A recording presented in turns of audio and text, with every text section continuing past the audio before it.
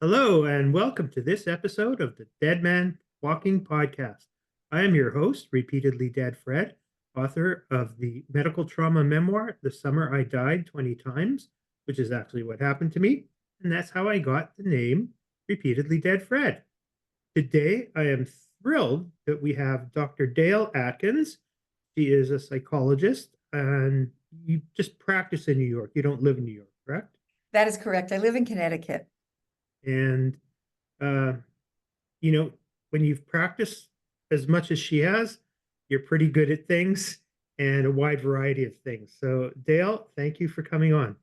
It's my pleasure, Fred. I'm happy to be with you. Thanks for your interest. Yeah, and thanks to Anandamai, who connected us. And you can look her up and find her Becoming Strong book for kids. It's a So, Dr. beautiful book. I love it. Oh, right. And you're in the book too, aren't you?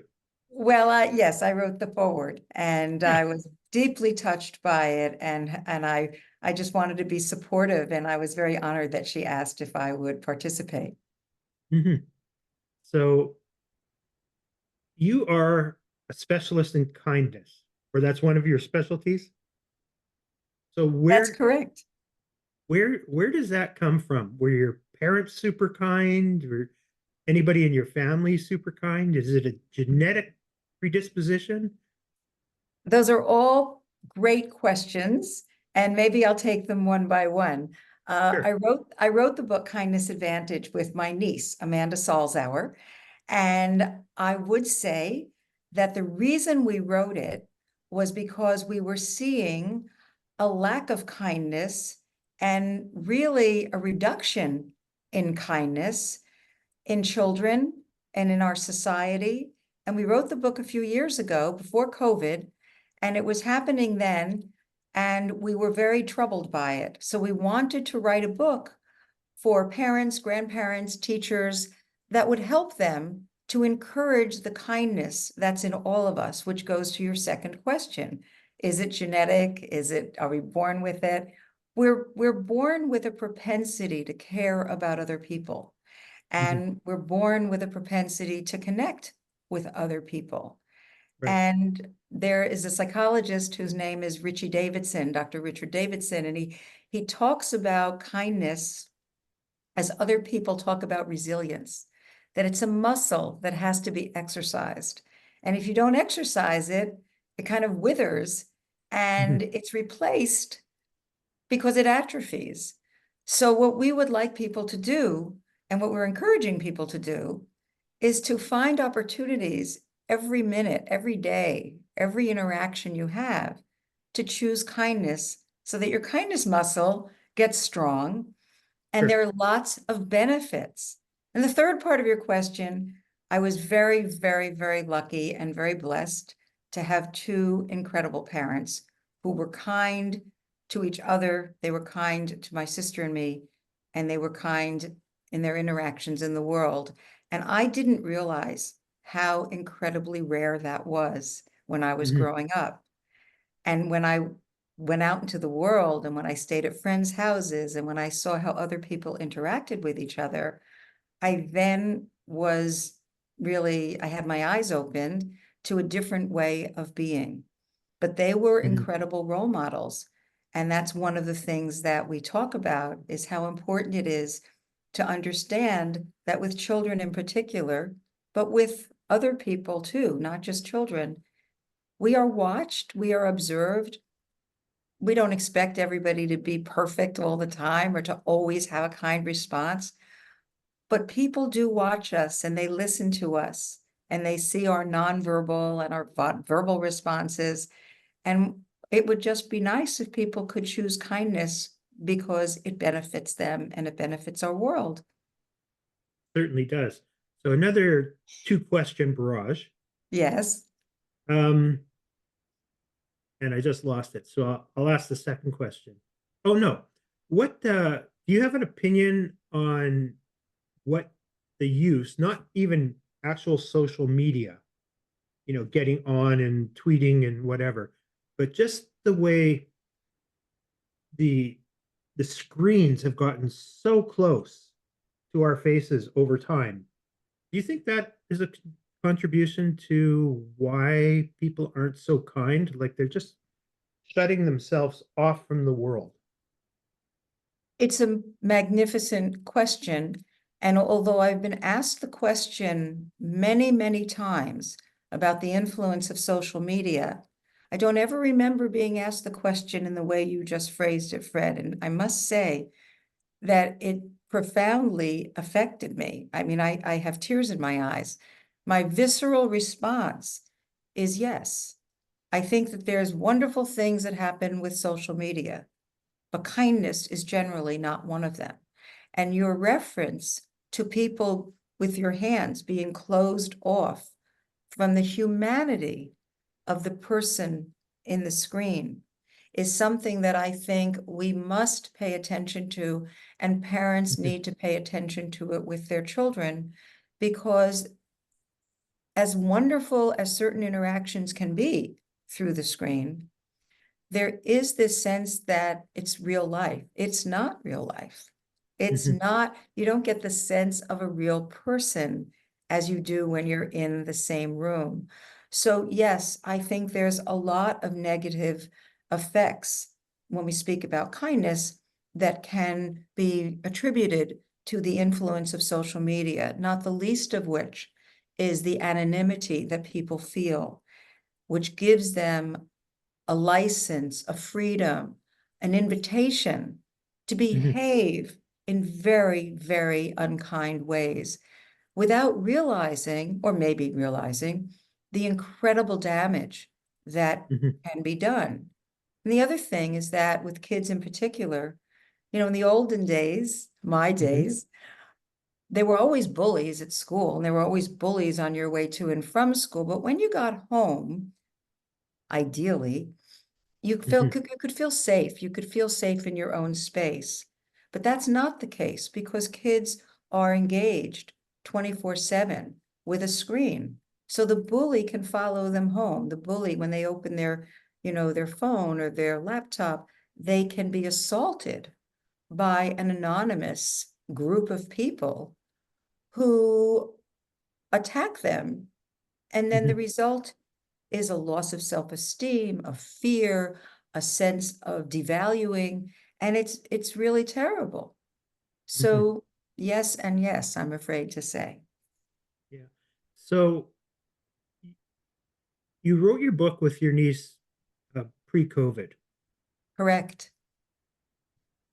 Now that we've gone through COVID and we've come out the other side, is there anything you think you would add, having being able to reflect on what's happened to the kindness quotient uh, in the current society versus pre-COVID? Yes. I thought that when we wrote the book, that we were really focusing more on the role modeling that was out there at the time. There was a political election that was happening. There Mhm, was there were lots and lots of insults and degrading types of communication that were quite public and were sometimes applauded, often applauded, and people were dismissing it often and said, well, it's just the way that person is.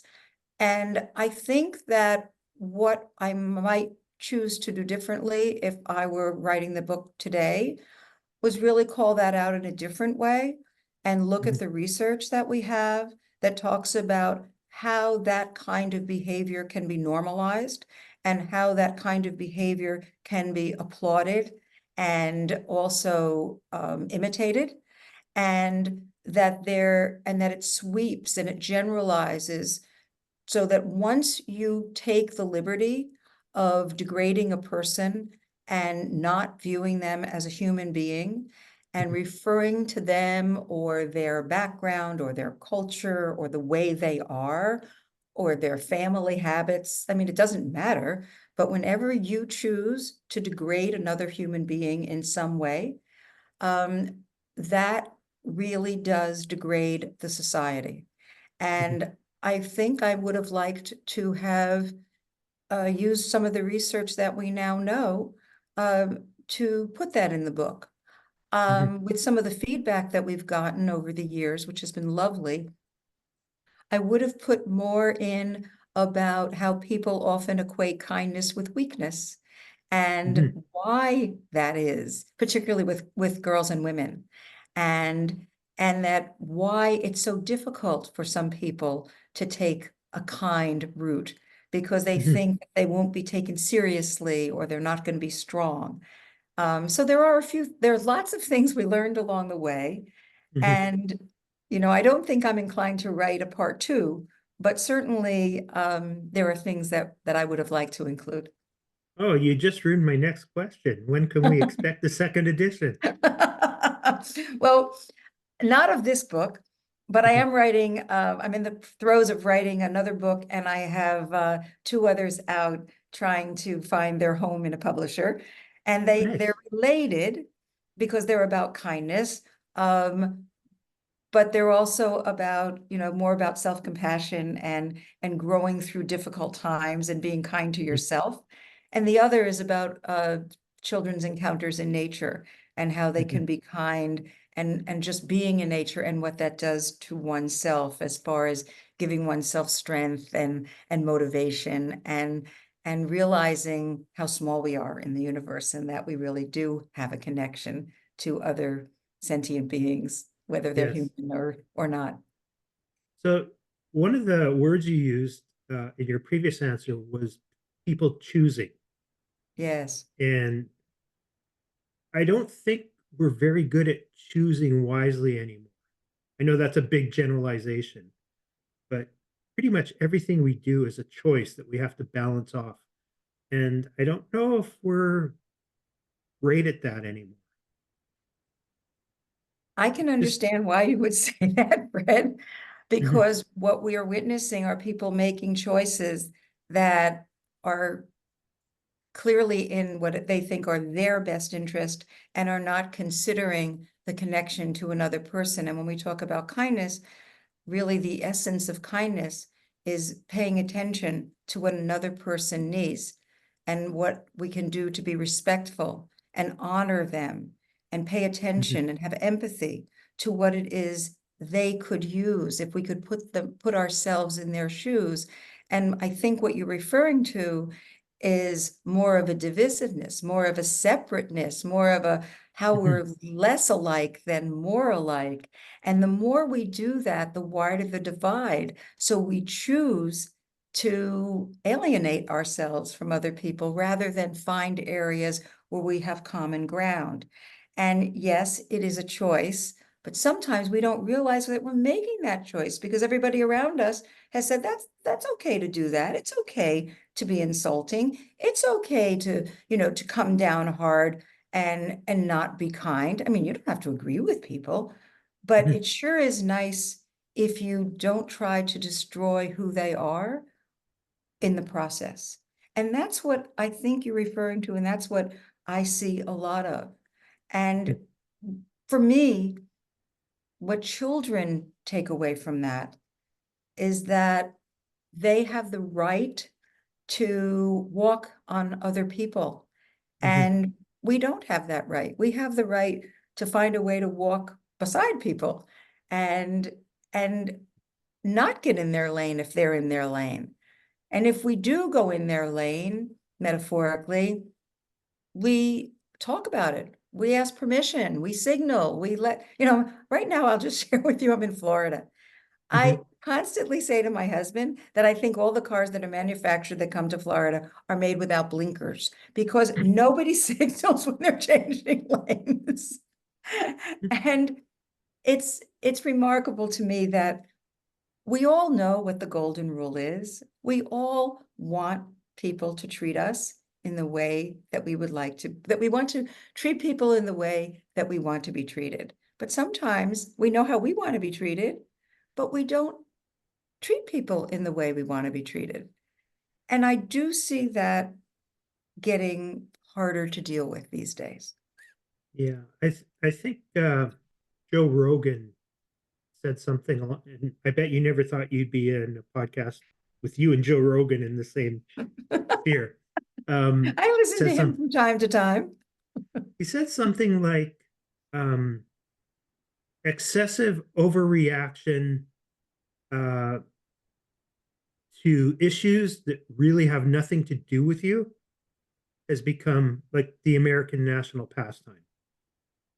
I really, really like that. It's kind of like, why are you so volatilely connected to something Mhm. that you might feel affects you, but certainly does not necessarily profoundly affect you in a way it's going to change your life, that it might change somebody else's? And maybe we could also add to that, is the information that you're reacting to true? Yeah. Is it real? Or is it just something that you've kind of absorbed because everybody in your orbit is talking about it and feels a certain way about it, but you haven't done your own research to find out if what is at the core is actually true? Yes. And And that's not a, huh? I can layer on that. Yes, And are you being intellectually honest with yourself in the information sources you're accessing? it's an So, important question. And it's a question that I think many people have gotten out of touch with finding the answer to, because there's not an interest, because there's not a question. Of course, mhm, it's true. It's my reality and it's my truth. yeah. And so that then brings us back to, well, what is the kind thing to do for yourself? Is the kind thing to be, as you said, more challenged and be intellectually honest and try to maybe make a different path for yourself? Or is Mhm, it to go along and not ask the question? Because maybe this isn't right. Maybe this doesn't make sense. Maybe this goes against what in my deep sense of myself is wrong. And I mhm, think that that's kind of, when we talk about kindness, we talk about, what are the family's core beliefs? What is their moral compass? What guides them? And then mhm, what are their children seeing? And what are you doing to reinforce the morals that you would like your family to live by?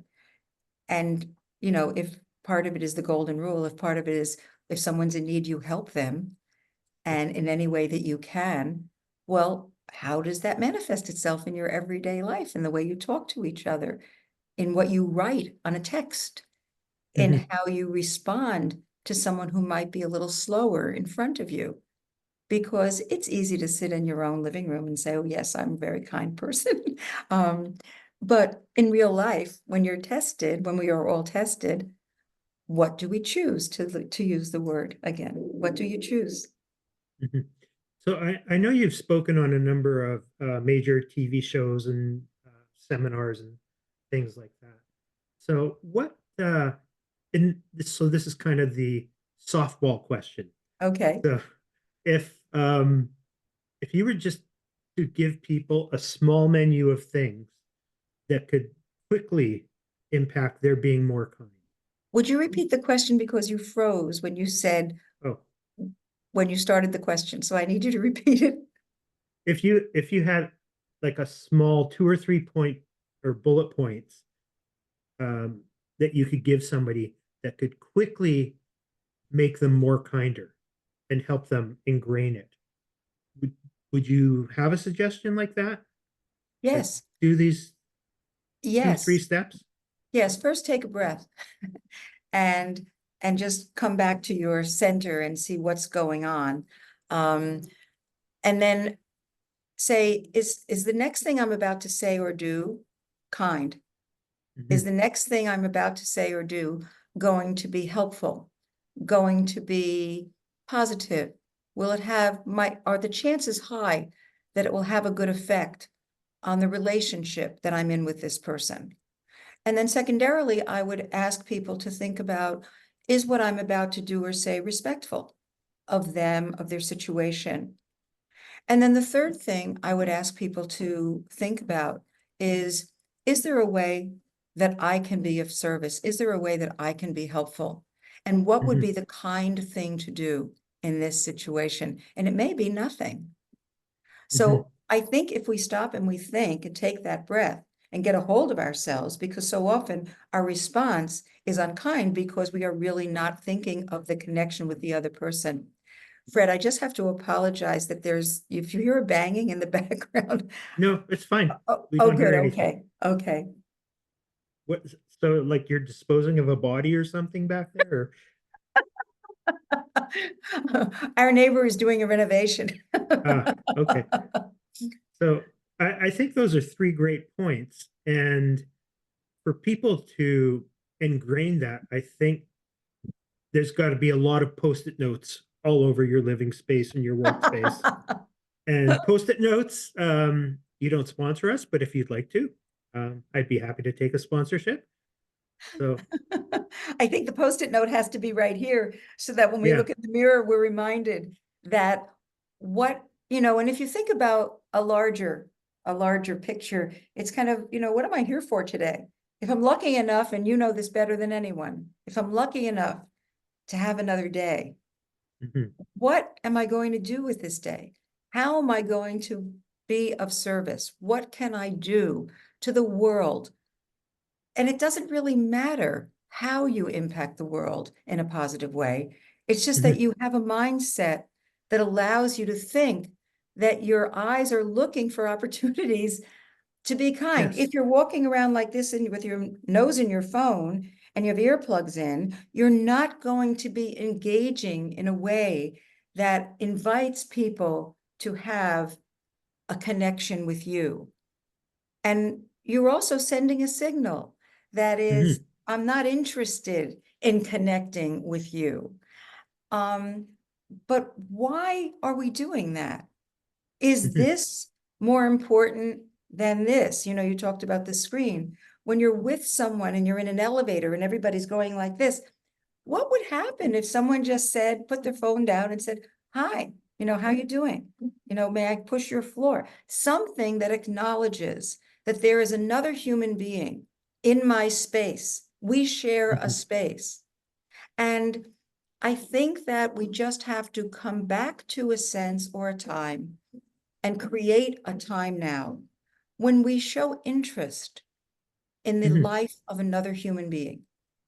There are so many benefits for us, for society, for our community, for our families. But there really are health benefits for us.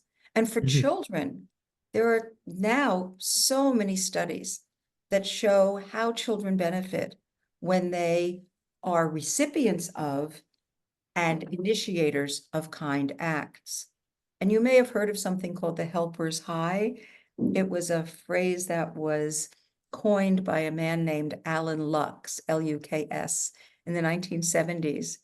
And what Mhm. he did was he wanted to examine, why did people seem to benefit from being the Mhm. recipient of a kind act in such a way that they were encouraged to do a kind act for somebody else? Mhm. And what happened was there were changes in the endorphins in their brains, which is what we now know as the helper's high. They had a Mhm. feeling of satisfaction that they had done something that was positive. And then they were encouraged to do something for somebody else in the future. Mhm. And the recipient was also encouraged to do something for somebody else. So it became almost like a contagion of Mhm. kindness.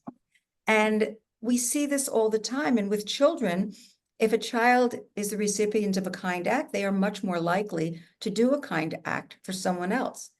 And even kids as young as 3 months old Mhm. will prefer a helper to a hinderer puppet. There's a place at Yale University it's called the Yale Baby Lab.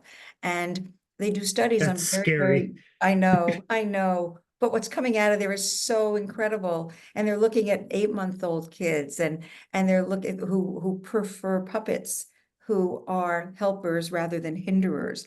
And we see very, very young babies who, when they're exposed to a distressed cry, they'll be orienting, and they show signs of distress themselves.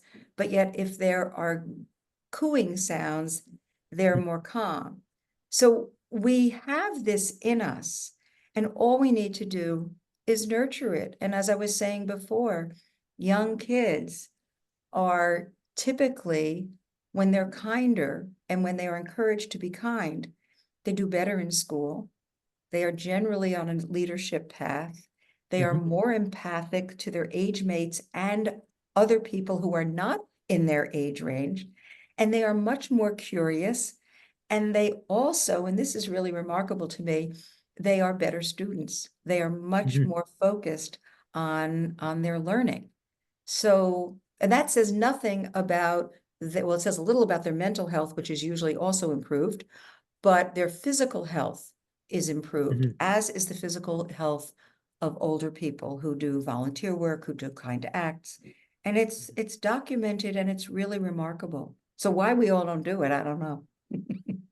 I don't know either. One of the reasons I started this podcast and I wrote my book is so many people helped me while I was going through all my ordeals. And I just felt, you have to pay it forward or pay it back. Way am I Pay going here? forward, Pay pay it it forward. forward. Well, you feel as if you're paying it back by paying it forward and by Yes. exposing people. I'm so glad you brought that up because I was wondering how I could get you to talk about that, but I'm the guest, not the interviewer. Oh, I can. Because it's the epitome of kindness. When you are in a weakened position for whatever reason, and people reach out to you, it is so valuable that when you are healing and feeling supported in that healing, other people are invested. They feel good about helping you. People often say, I don't want to ask for help. Why not? The people who help you feel so good when they help you because people say, I don't want to be a burden. You're not a burden. You're giving someone the opportunity to offer something that we all need to offer in order to enhance our own well-being. So you can think of it as being selfish, but you can be so selfless acts are also selfish in very positive way. I have a quick rabbi story Uh-huh. on this topic. Yes. Because after one of my surgeries, people were very generous in giving me lifts home from synagogue and things like that. And I got to a point where I thought I had healed enough and I could make the walk home. Yes. And so I started saying, thank you. No, I'm feeling better. I'd like to walk. And this sage old rabbi came up to me. He says, if you keep telling these people no, if you ever do need help, they're not going to help you anymore. You have to find some sort of compromise uh, that allows them to help you, but you still get, to do your walk or, your own grocery shopping or whatever it was. I And, love that story. I love it because there are some tangential issues that I think are very important. One of them is when we are the recipient of having someone walk with us, we need them to walk with us so that we can walk. But after we're well enough to walk on our own, perhaps we need them to walk with us so that we can have a shared experience of walking, where one isn't taking care of the other anymore, but we're kind of on equal footing. It's kind of, and you mentioned the rabbi, so I will share with you something that I'm sure you know. In Jewish tradition, it's very important that when a person visits a person who's sick and in bed, that you not stand next to them, that you sit next to them, so that even when someone is in a most compromised position, you are their equal and you are not above them. So that it's very important that we remember that when anyone is feeling poorly, that it's just an opportunity for us to be able to be there for them, because in time, they will hopefully be there for us. We're all needing help and we're all equal. Some of us are just a little more vulnerable at times than others of us. And I think that when we kind of keep that in our heart and our mind, we then resist a temptation that might be, oh, that'll never, I'm so afraid that's going to happen to me. Things happen to all of us. But when we're there for each other in kindness and in real support, the journey is less harsh. Absolutely. I wouldn't be here if it wasn't for my various communities that stepped up for me. Isn't that And now, remarkable? And now and you're offering back to other communities. yeah, I think what's most remarkable about this to me is these are people I barely knew. Ah, that's an You know, important we point.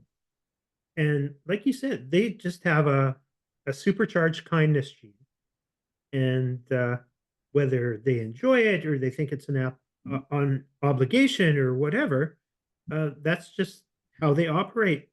And I've become very, very good friends with a number of them. So you offer something else. Sometimes we meet people in ways that we, because of a situation, we never would have met them, but we got to know them because of a kindness or because of a shared interest, whatever it is. And then we develop friendships with people because of a very odd introduction. But you Mm, also raise another point, and I think that that's the kindness piece. And it has to do with sometimes people do kind acts for reasons that we will never know. It may be mm, because they feel it's an obligation of being a human being in the world. Maybe because they're following a commandment and they want to mhm, fulfill a mitzvah, or they want to do, they have to do so many kind acts a day. That's what makes their life worthwhile. Or it may mhm, be because you remind them of someone who's in their life and they didn't step up when they could have, but they have an opportunity to do now. It doesn't really matter why.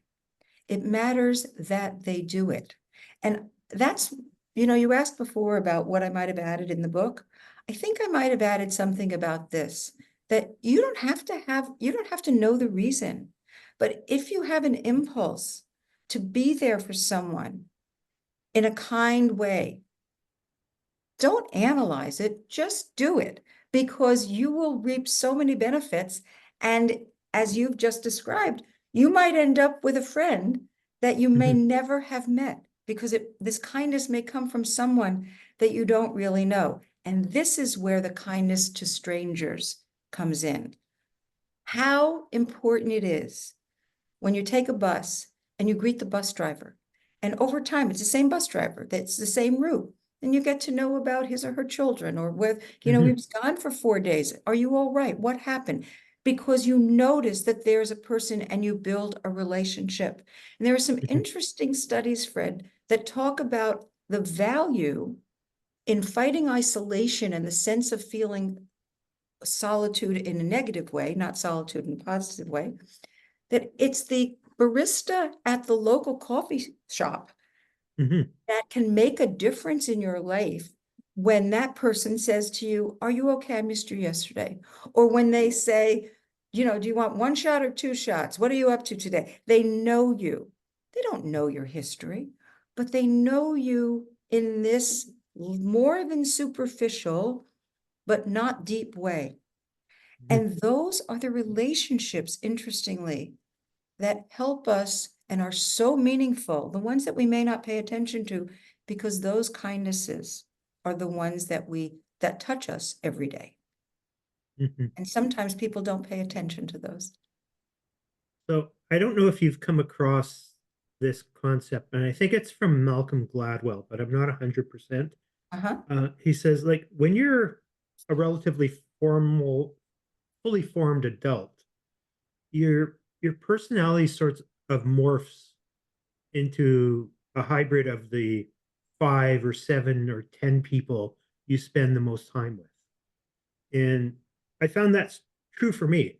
Um, from associating with all these really, really kind people, I think I'm a much kinder person than I was 10 years ago, 15 years ago. And It's not an uncommon experience, and I do believe it, because it's more than birds of a feather flock together. It's, mhm, again, how do you feel when you're with people? And if you're with people with whom you feel somewhat spiritually elevated, and it's interesting because when I spoke before about the helper's high, and I spoke about the person who receives the kind act, and then mhm, someone who watches the kind act, the person who watches the kind act, who's not the recipient, you're watching somebody do something for somebody over there, and you watch it and you feel something physiological changing. mhm, That is called moral elation, because something has touched you deeply. And when that happens, we feel better. We feel physically, emotionally, spiritually, mentally better. And many of us want to be with people whose energy, for a lack of a better term, is more positive. You know, sometimes when we're with people, we come out and say, oh my gosh, I've just got to calm myself because that was really a really difficult situation. And that person's a downer, right? But I got to be with that person because they're my cousin or they're my mother or they're whatever. But what can I do to help myself feel better? Well, I can call my really good friend beforehand. I can, I can play with my dog when I come home. I can give myself a treat because I need to be able to kind of offset, not ignore, but offset what just happened. And to your point, if we could surround ourselves with people who are kind, we're more likely to be kind because that's what's acceptable. That's what's expected. And it's kind of like in the air. If you're with a bunch of people who are nasty and mean and just looking for ways to annoy people, that will become the norm. And many years ago, there were several studies about how that behavior affected young boys. And because the more challenged social behaviors we were seeing with young boys in groups, we were noticing that these, and now it's unfortunately with kids, the girls as well, that which was unacceptable to do alone became more acceptable to do it with one or two friends and became totally acceptable if you did it in a group of 5 or more people. So that it's kind of the underpinnings of gang behavior, but it doesn't have to be gang behavior. You can extrapolate that to positive behavior or negative behavior in groups. And I think that that's kind of what you're speaking about, that you feel better and you Yeah. do better when people Dale, are encouraging that. sorry to interrupt. We're going to get cut off in a minute. So if it's okay with you, when we get cut off, could you just log back in and we'll continue? Of course. Okay, thanks. Should I wait till we get cut off? No, you can log out. Okay.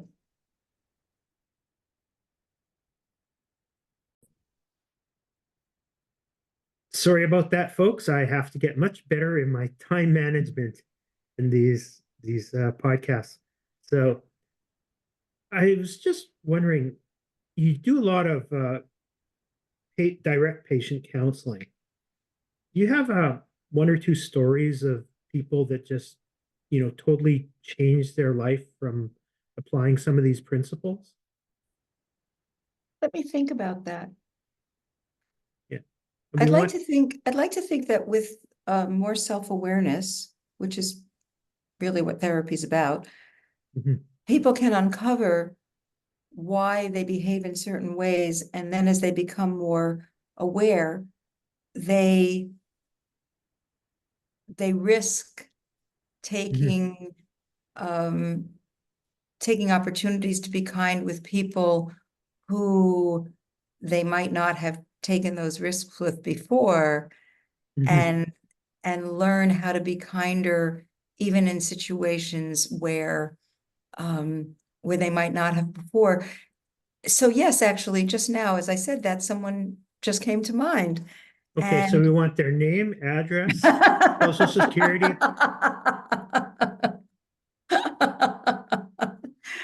And I guess it has more to do with being kind to this person's self, because she's in a relationship that she's committed to. And I'm sure there are many people who would counsel her to get out of the relationship, but she's not interested in leaving. So the question is, how can she be kind to herself in a relationship that is often, not always, but often not what one would consider a kind and caring relationship?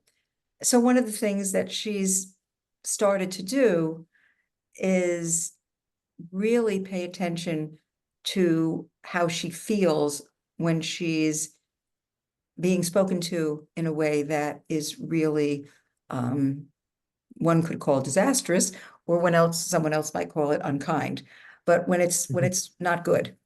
And Mhm. so when she understands how she feels about herself at that moment, she can excuse herself from the situation and she Mhm. can leave, or she can just say, this isn't healthy for me. I'm not going to continue until, Mhm. we take a break.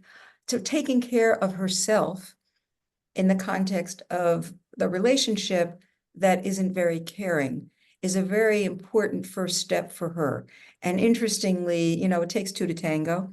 So Mhm. when one person stops dancing, it's very challenging for the other person to continue dancing because the Right. other person's not dancing.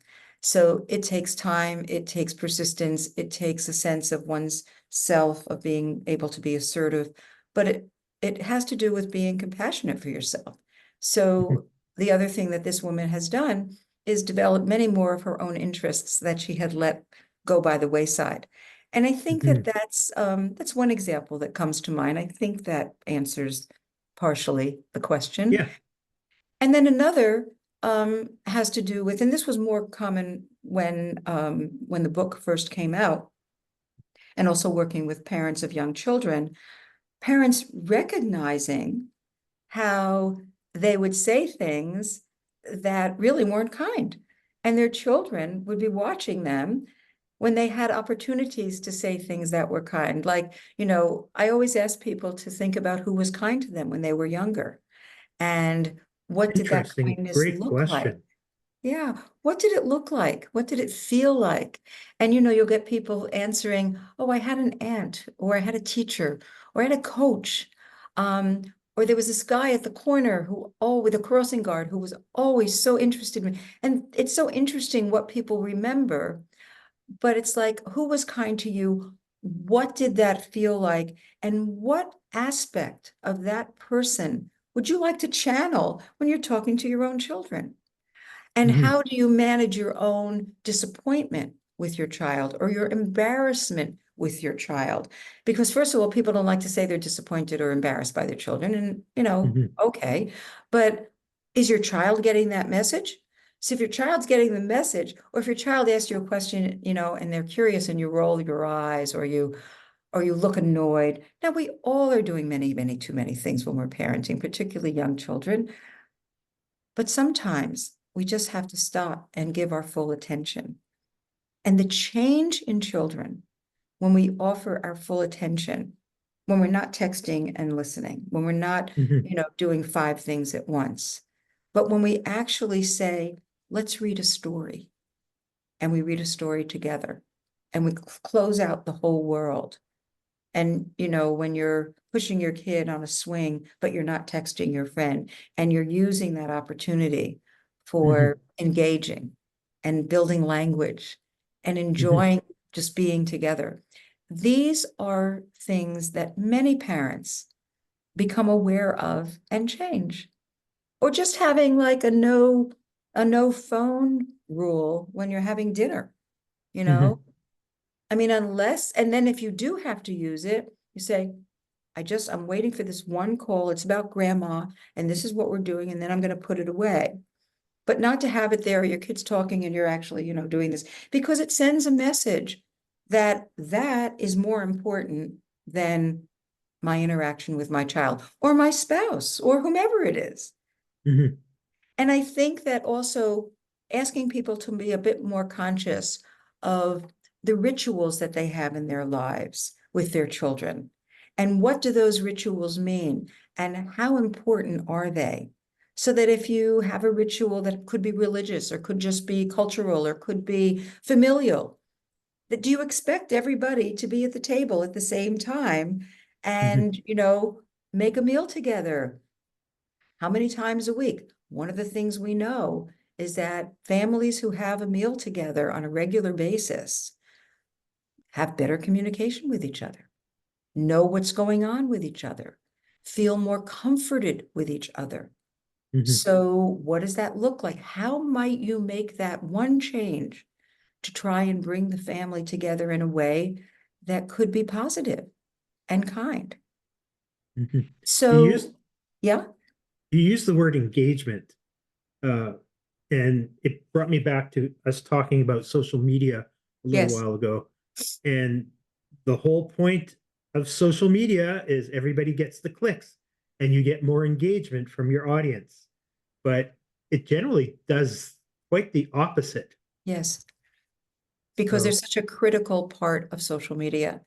And, when people curate their photos online, nobody looks like they just got out of bed. Everybody looks mhm, fabulous and they're going to all these wonderful places, unless somebody's, curating their hospital visit, which a lot of mhm, people like to do. I think that your point is, how are we using social media? And is this mhm, true engagement? Now, if you're looking something up with your kids let's say you're going on a family vacation, if you're lucky enough to be able to do that, and mhm, you look and say, let's look at the different, the different restaurants that are nearby. Let's look, which ones do you think you mhm, want to go to? And you use it as an engagement with other people in a positive way, that's fantastic. I mean, I will share with you that mhm, I take one of my grandchildren. We have what we call the Girls of Summer once a month. Oh, excuse me, mhm, once a year we go for a week together and we plan the trip together. And it's part of the tradition that we have. mhm, And it's really fun. And where would I be without the internet? Because we find a place and then what are we going to do? Where are we going to go? And then we decide, does this place really look like what it looked like online? So in that regard, it can be useful and engaging. But your point of we're setting ourselves up for criticism. And heaven knows, particularly with young people, we're so vulnerable to criticism. mhm, You put a post up and somebody's putting a thumbs up or a thumbs down. Really? Is my life and my happiness going to be dependent on whether or not some random person likes what I've done or look like or value? I don't think so. I don't think so. So we have to mhm, be very careful as parents and grandparents and other important adults in children's lives to help them navigate because mhm. it's so easy to fall down a very negative rabbit hole. Yeah. Have you done much work directly with kids? Oh, yes. For most of my career, or not now, not any longer most of my career, but for much of my early career. Yeah. um, my specialty was in the area of children who had special needs, and my particular Okay. area was deafness and children with hearing losses. So for many Okay. years, I taught children with hearing losses and then morphed into working with their families. And that's how I got into the field of parenting and sibling relationships. And then I studied psychology. So I came in through an educational door and then went Mhm, through the educational psychology door and then went into family systems. And it was kind of I don't want to say circuitous route. It was a very interesting and uh, different kind of route mhm, in psychology and working with families. I still do work with many families, but I love working with kids. I for many years I worked with children who were victims of sexual molestation, and mhm. um, that was early on in my career. And Started at the top, eh? yeah, really. And I still, all of these areas are still part of my mosaic, I guess, about caregiving and advocacy for children in harm's way and what kindness means and how we can affect change with kindness. What's the most important thing for a child who is treated poorly is to know that someone believes them and listens to them and can help them, and that person can be a lifeline. So that Mhm, when we dismiss children and we don't see them, we're not, or anyone, not just children, we're circling back to what we began with. We're not seeing their humanness. We're not seeing their pain. We're not seeing their suffering, but we also want to see their joy. We don't want right. to stop children or Mhm, anyone from enjoying something in life. And we mhm. want to share that with them. Absolutely. So, from your experience, is there a different messaging required for passing it on to girls rather than boys, or from a mother versus a father? No, Okay. no, because love is love, Hmm. and kindness, the kindness that you give to a particular child, whether that child's a girl or boy or a they, whatever, is unique to that child. It's unique to, so what might be kind to one child might not be perceived as kind to another child. I don't know that it's gender specific.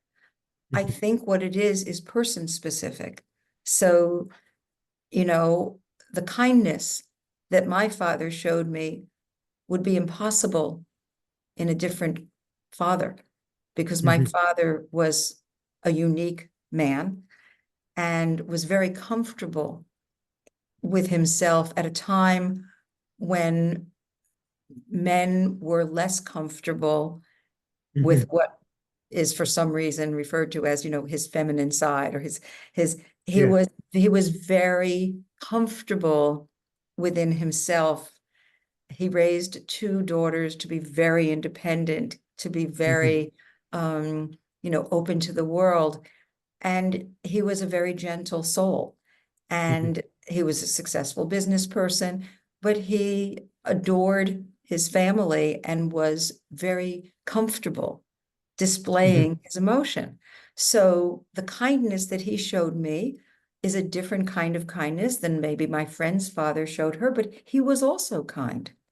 So Hmm. you have to know who you are, and you have to know who the recipient is. They're in the 60s, maybe the 70s. There was Stella Chess was doing research at NYU with babies Hmm. and mothers, and the studies had to do with a good enough fit. Who was going to be, was it a good temperamental match? Did this mother match well with the baby she had? Maybe Hmm. not, because maybe the baby would have been better matched with a different mother, because maybe that baby was more Let's just swap. demanding, right? Let's just Yeah. swap. But it is a temperamental fit.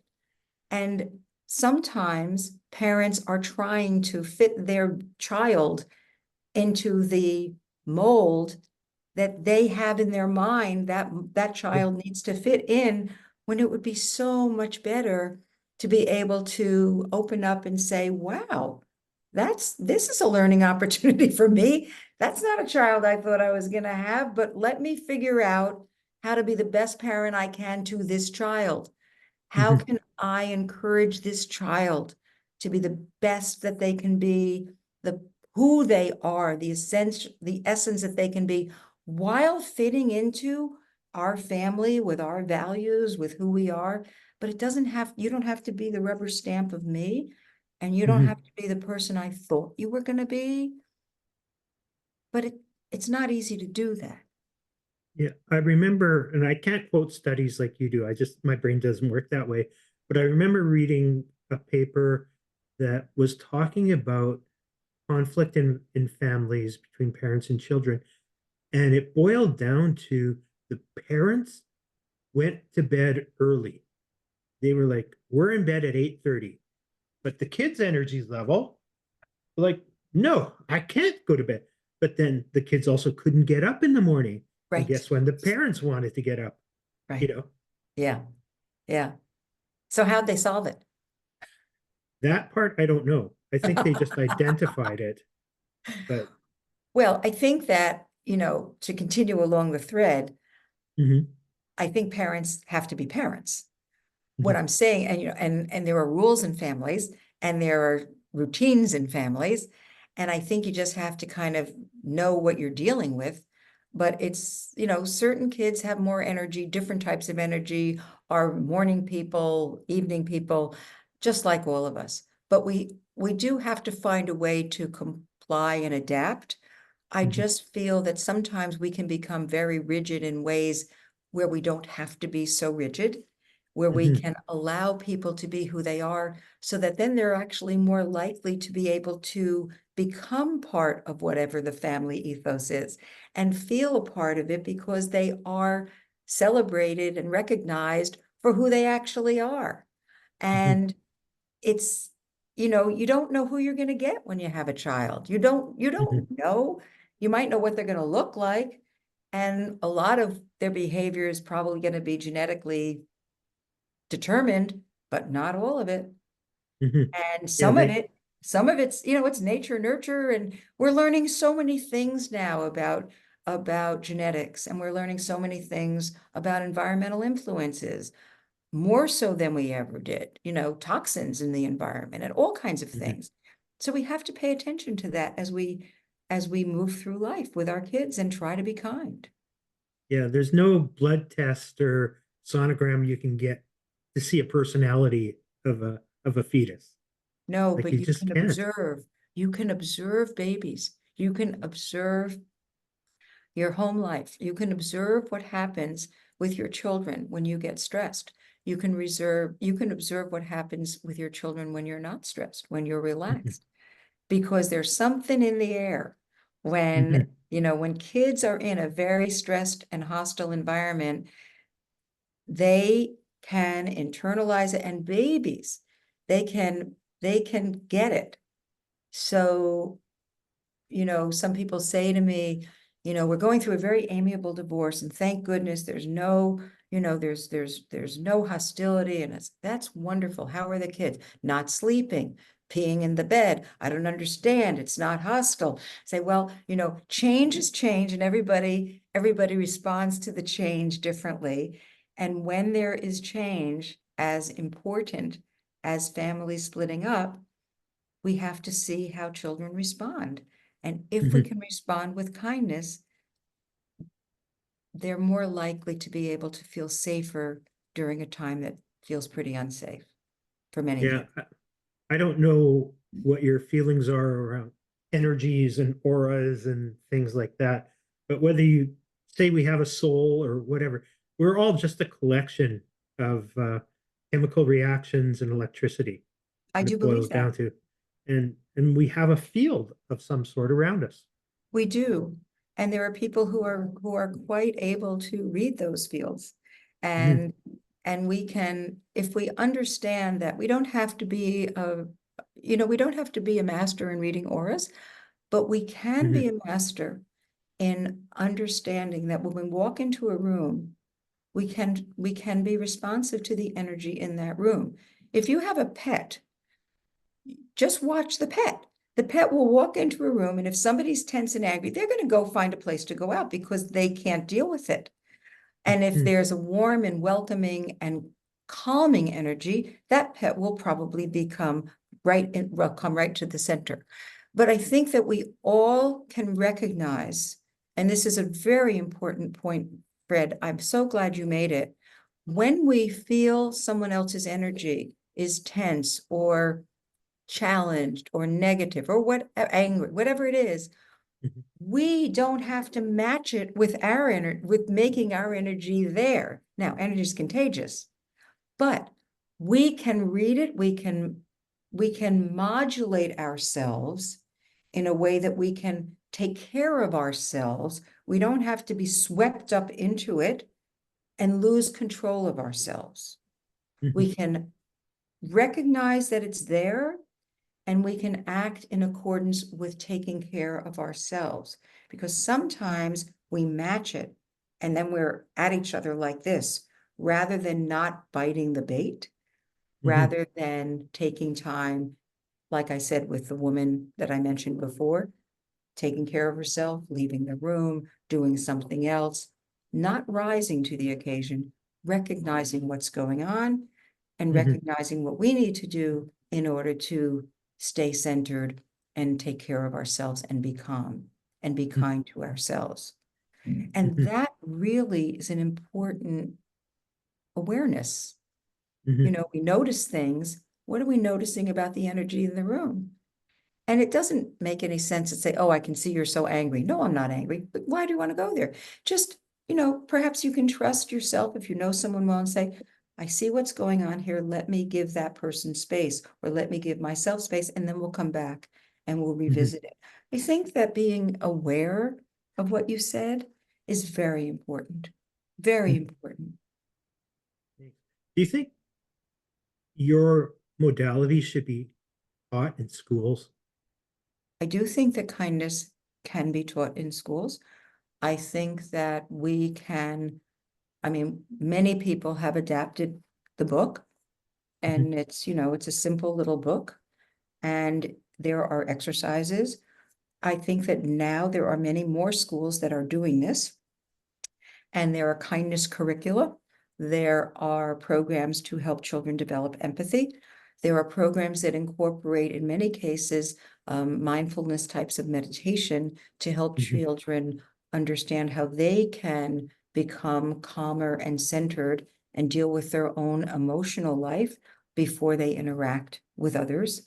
We're noticing very, very big differences in test scores, which a lot of people find very important, Mhm. in addition to the way kids treat each other.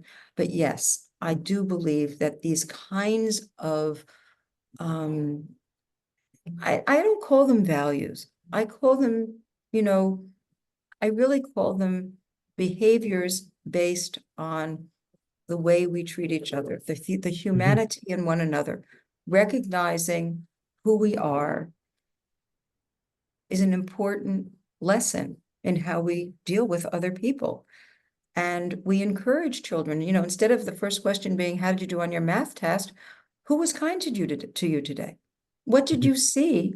Did you see anybody helping anyone today? How's your friend who was sick? To really, talk about these things because they are totally linked to happiness. Everybody says they want happy children. Well, are we providing a foundation that lets kids know that we really are interested in their happiness? And kindness Mhm. is very much linked to happiness. Yeah, I love those questions. They're brilliant. So Did you there's a come up whole with lot of them those? in the book. The whole end of the book is Mhm. questions that you can ask yourself Mhm. and your children, and schools adapted them to who was kind to you? What, as I said before, who was kind to you today? How can you be Mhm. kind to this person who is out? What's a good thing that you could do for grandma who's feeling a little bit wobbly? Or what can we do? How about we make a photo album for grandpa who's not remembering things so well? Or how about you bake cookies with me and we'll bring them to our neighbor who can't seem to get out? These are the kinds of things. Or what kind of card would you like to make for your teacher who's just been so great lately? Let's give her a card. Mhm. These are the kinds of questions that enable children. All kids don't have to start a nonprofit. I mean, some do, but Yeah. what can they do? Oh, mommy, I can't stand that we keep passing these homeless people. Well, what would you like to do? Rather than don't look and cross the street, what do you think we could do? And the kid says, I don't know. Well, let's talk about it. Let's see. Maybe there's a shelter. We can ask what they need. Maybe we can bring a blanket, whatever. It Mhm. allows children to know that you care about their caring for others. If we stop children's caring for others, we truncate their ability to connect. And this can be taught in schools. There's something called service learning. I don't know if you're Mhm. familiar with it, Fred. No. These are programs in many, many schools, public and private schools, and children are involved in doing service. And not Mhm. only are they volunteering in some way or organizing a soup kitchen drive or a book mobile drive or something, but they learn within the school. They come together with a cohort of their peers and Mhm. they talk about what they're experiencing while they are engaged in their providing service. So that, to use the example I gave about working with maybe a homeless population, people, or I mean, whatever, anybody, Mhm. they talk about their discomfort. They talk about their ill at ease. They talk about their concerns, and they talk about them in a way that helps them through so that they don't say, oh, no, I can't do that. And a perfect example was a young girl who was a piano player, and she wanted to entertain at a local Mm, assisted living facility, but she walked in there. She was all set. She had her music and everything. And she was overwhelmed by seeing what she saw, which were many, many, many elderly people who were walking with assisted devices. And it was very new to her. She wasn't prepared.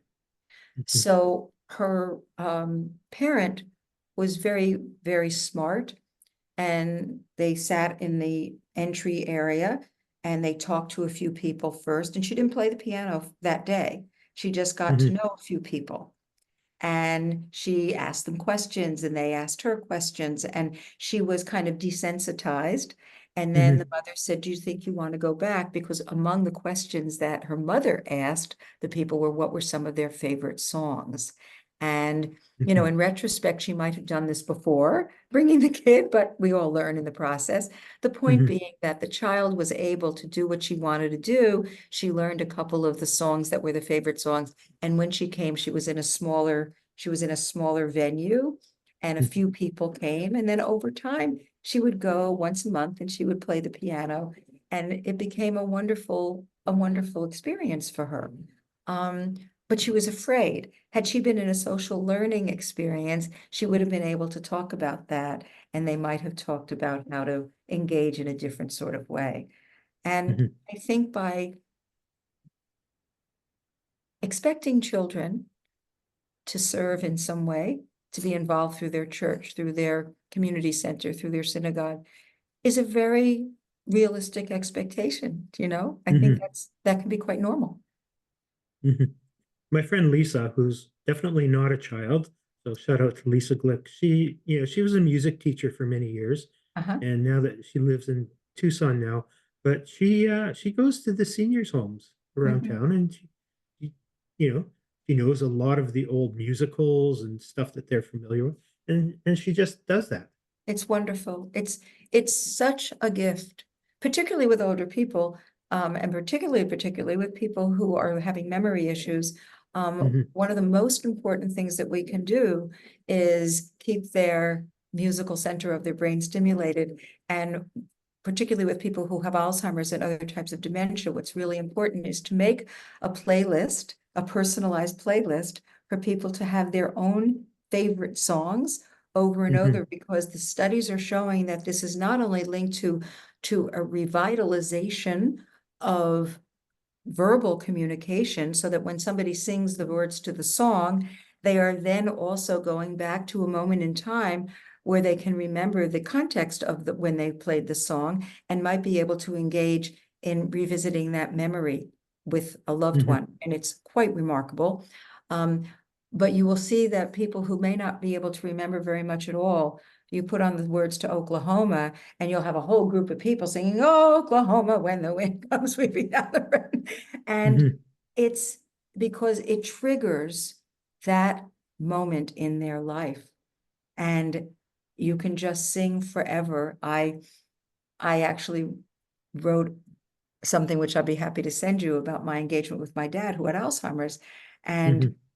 we just sang "When the Red, Red Robin Comes Bobbing Along" for hours and hours. And he was so happy, because it was each rendition was the first time we were singing it. Right. Yeah, That's beautiful. yeah. Well, Dale, I could probably talk to you for like 5 more hours, but You're so kind. Thank you for making um, the time go so quickly. you're very welcome. Thank you for coming on. I think we're going to close now. If people want to get hold of you Yes. um, for speaking or whatever, any of your services, how do they get a hold of They can go to my website, which is you? www.drdaleatkins.com. Or I have an Instagram account. I don't really know what I'm doing with it, but I do have an I Instagram knew you were an Instagram model. I knew it. account. Thank you, my grandchildren. Um, Hmm. and they can reach me by writing to me at dale@drdaleatkins.com, which is DALE@DRDALEATKINS.com. Okay. What's the most frequent question you get asked? I was going to ask this before. Does everybody ask you if you're related? Oh, to Dr. Robert Atkins, the late Dr. Robert Atkins? Yeah. Yeah. Oh, when he was alive, everybody asked me if I was related to him. I'm not, but his office was at 345 East 56th Street in New York, and I used to live at 345 East 57th Street in New York, and I used to get all of his mail. And the only other, so yes, I'd bring his mail over to him. I met him a couple of times, but the saddest slash funniest story about Dr. Robert Atkins that I have is my office was in New York City. And after he died, a friend of mine was, yes, a friend of mine was telling me a story that she went into a local coffee shop where I used to go and told the person who worked at the coffee shop that, no, pardon me, this is wrong. She went to the coffee shop and the person who worked at the coffee shop said, "Oh my God, I understand your friend, Dr. Atkins, died." And she fortunately knew that I was alive. And she said, "No, no, no, no, no, it wasn't Dr. Dale Atkins, it was Dr. Robert Atkins." And fortunately for me and for the person at the coffee shop, he was quite relieved because he didn't know Dr. Robert Atkins, but he did know me. So he was happy I didn't die, and I was happy I didn't die. So you can Yeah, relate to that. absolutely. So Not dying is a that's good my thing. only other Dr. Robert Atkins story that I have. Okay. Well, thank you once again. Thank And you, to the Fred. audience, thank you for tuning in or listening. Please like, subscribe, share, check out Dr. Atkins' website, and have yourself a great and kind of week. Bye bye. I love that. Bye-bye.